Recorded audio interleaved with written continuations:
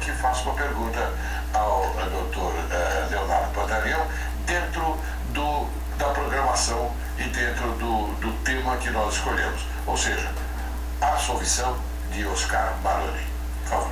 Doutor Leonardo, uma pergunta que talvez o telespectador teria em relação às alterações dos padrões morais da sociedade, se elas contribuem para uma maior flexibilidade do legislador, especificamente no que se refere aos crimes de natureza sexual, que parece... A gente percebe com tranquilidade o quanto que o comportamento da sociedade, a flexibilização moral gera reflexos jurídicos. A união estável é uma prova disso. Claro. Há poucos anos atrás, não vamos nem estender muito, quer dizer, vamos pensar há 40, 50 anos em termos de história, o que é nada em termos de história, ainda em determinadas localidades, a mulher que vivia junto com um homem sem casamento era muito mal vista. Tá certo? E isso, com a evolução dos padrões morais, não só se tornou algo absolutamente natural, como também reconhecido judicialmente, reconhecido legalmente, né, com as criações todas das regras próprias. O mesmo contexto se aplica na parte criminal, quer dizer, o comportamento social, aquilo que se torna tolerado, aquilo que não afronta mais a moralidade pública, por exemplo, enquanto um bem jurídico protegido, sem dúvida alguma o legislador tem que se adequar. Aliás, no direito penal temos um crime que deixou de existir enquanto crime, que é o adultério. O adultério deixou de existir. Foi avisado Exatamente, como um reflexo também de mudanças de padrões morais. Então isso, sem dúvida alguma, ocorre. Além que, o Dr. Thomas citou, a lei de 2015, é uma lei de 2009, né? Oscar Maroni nunca é demais frisar. Mas eu queria que você, por gentileza, Pantaleão, nos revelasse ele foi denunciado somente por infringir o artigo 229, casa de prostituição, ou também por um outro artigo? Não, o Ministério... Outro crime, não é?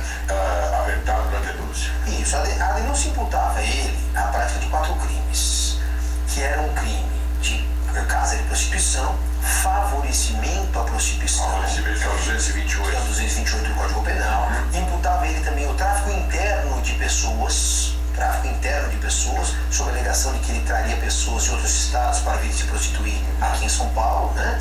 E também, claro, a formação de quadrilha. Por quê?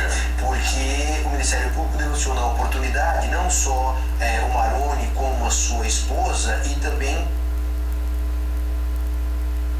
3 funcionários do estabelecimento que ele mantinha. Então, que era o Bahamas, no caso. Era uma boate. Era uma boate, né? Uma boate aqui em São Paulo.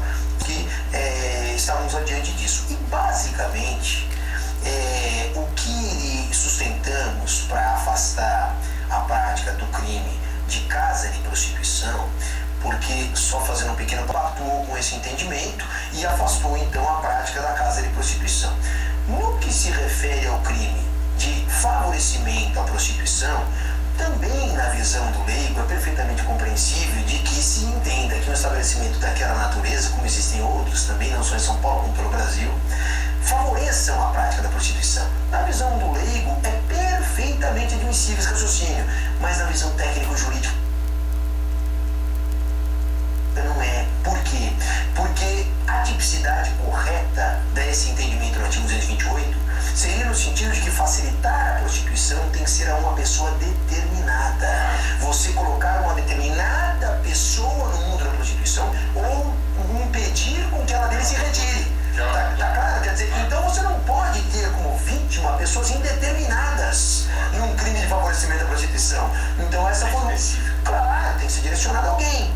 E essa prova o Ministério Público não fez, até porque é inexistente, não havia como fazer, não era esse o objetivo, e não era essa sistemática desenvolvida naquele local. Então, sobre esses argumentos, além de outros que a gente acabou utilizando também, esses sendo os principais, o Tribunal de Justiça acabou revertendo e absolveu, e gerou então, e absolveu por inexistência de crime. Portanto, veja, uma inexistência de crime, inciso 3 do artigo 386 do Código de Processo Penal. Então, claro, o reflexo disso é muito grande. Então chegou essa repercussão toda, até porque, como o senhor bem colocou, o Oscar Maroni é uma pessoa mais... Estou fazendo essa colocação para que você nos explique, inclusive ao telespectador, como é que funciona isso. Hoje, já depois de 2009, esse crime em questão, que hoje já não ostenta mais essa rubrica, né, de casa de prostituição, esse crime exige, para que se caracterize, algo mais do que existia antes. Então hoje já não basta você manter esse estabelecimento para a destinação específica. Agora, hoje exige sim a exploração da sexualidade alheia. Então, claro que vinculado a isso, nós temos aquela ideia de submissão. É o tal de gigolô, é isso? Exatamente. É o confianismo, né? É o confianismo, aquele que explora efetivamente, né, a prostituição alheia. Hoje nós temos até uma novela em curso, então não havia isso próprio ficou declarado e daí por diante. Então, Mas ficou, não, isso não ficou caracterizado que as moças tinham clientes dentro da boate. não, na realidade, o que acontece é o seguinte, a partir do momento... E podiam até ter, mas não. Claro, aliás, poderiam não ser clientes, poderia ser um encontro ocasional. Tá certo? Eles encontraram ali, se conheceram ali, e o que acertavam entre eles, isso escapa da responsabilidade do dono do estabelecimento. Tá certo? Quer dizer, então são situações que sem dúvida alguma foram exploradas. E essas minúcias, esses detalhes, é que muitas vezes criam uma certa confusão mental por parte do leigo, porque acaba havendo essa confusão de conceitos, né? Exatamente por escapar um pouco esses detalhes técnicos, que oportunidades como essas são sensacionais para esclarecer. Me diga uma coisa, eu não sei se o Dr. Thomas concorda com a minha pergunta. Você acha que a imprensa... Está correto, Dr. Thomas?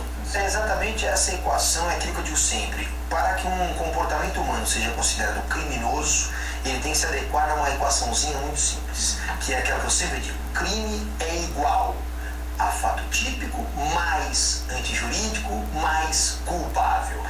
Não existindo qualquer um desses elementos, automaticamente não há que se falar em crime. E foi o que aconteceu. É aquilo que se demonstrou, é aquilo que o tribunal se convenceu e entendeu, e razão pela qual, afastada o primeiro elemento dessa equação, que é o fato típico, automaticamente afastada a conduta criminosa, e o resultado da absolvição se impõe. Doutor Leonardo, o que